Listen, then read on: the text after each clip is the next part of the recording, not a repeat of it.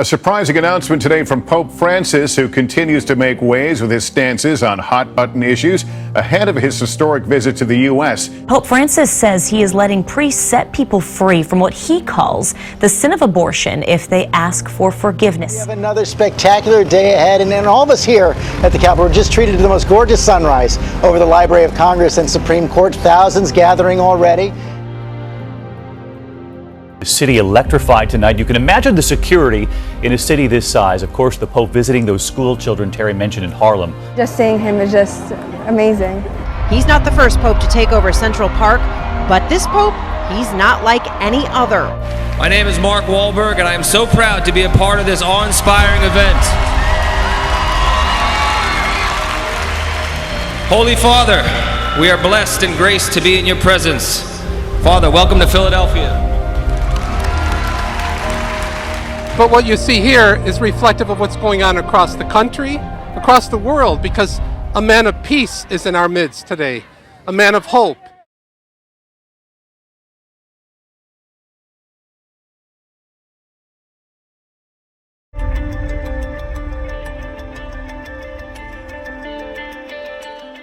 "2015 should mark history.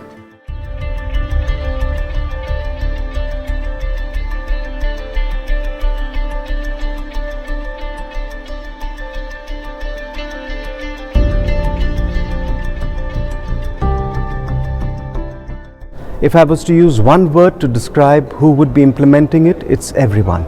Everybody is tasked with implementing the post-2015 development agenda, and that's going to be the real challenge. So everybody has to be part of the process and identify with the process, identify with the outcome, identify with the implementation.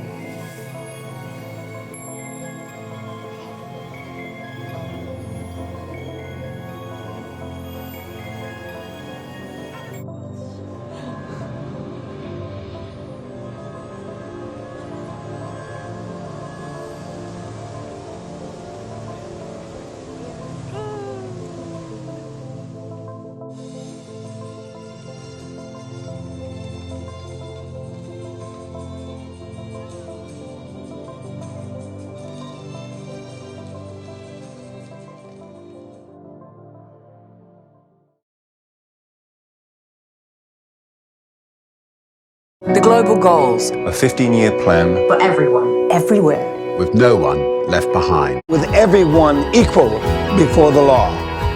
Where all countries and we their people work together. In partnerships of all kinds. To make these goals a reality. For everyone, everywhere. These are the United Nations global goals. For sustainable development.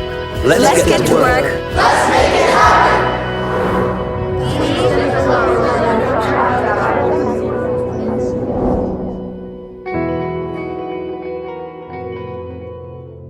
One of the highlights of the Pope's visit to New York today was his visit to the National September 11th Memorial. Bring your peace to our violent war.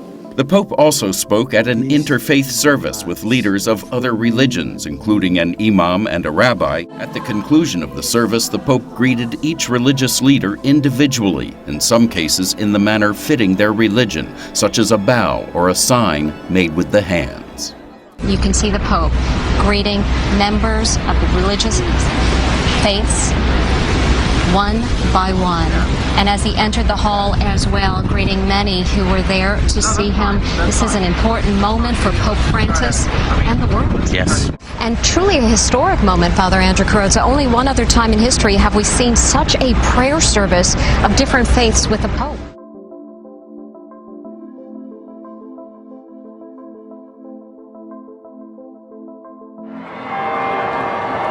And this is how it looks from inside the Pope-mobile. Pope Francis and his personal touch is taking the city by storm.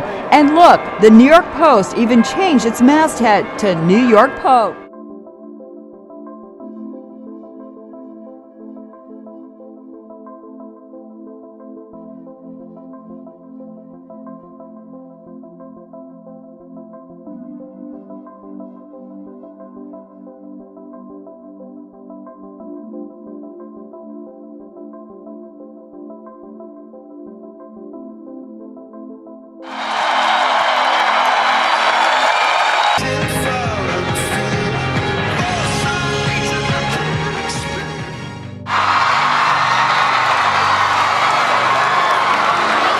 Tonight, the world is watching. We have gathered here tonight to commit ourselves to these global goals, to build a future in which shelter.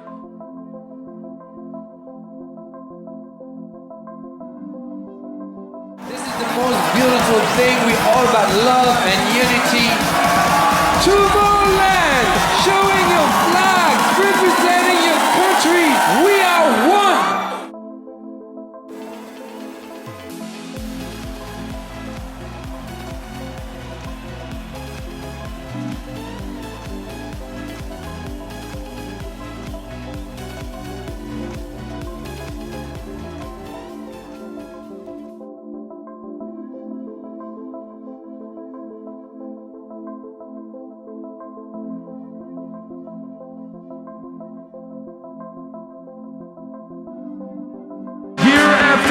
We've all been coming here to see that the world is not such a bad place after all.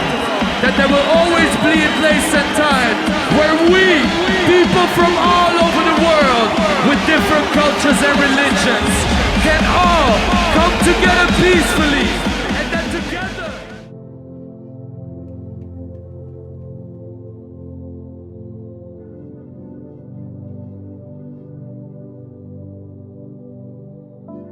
We know that no religion is immune from forms of individual delusion or ideological extremism. There is another temptation which we must especially guard against. The simplistic reductionism which sees only good or evil, or if you will, the righteous and sinners. We must move forward together as one in a renewed spirit of fraternity and solidarity, cooperating generously for the common good.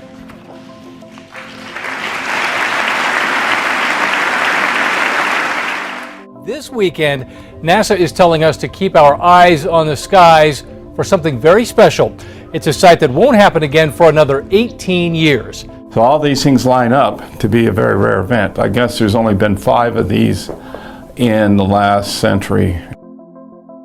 But yeah, this is a fantastic show we've got lined up starring our own moon this Sunday night. We've got 2 different events lining up for a rare show, one that hasn't happened since 1982.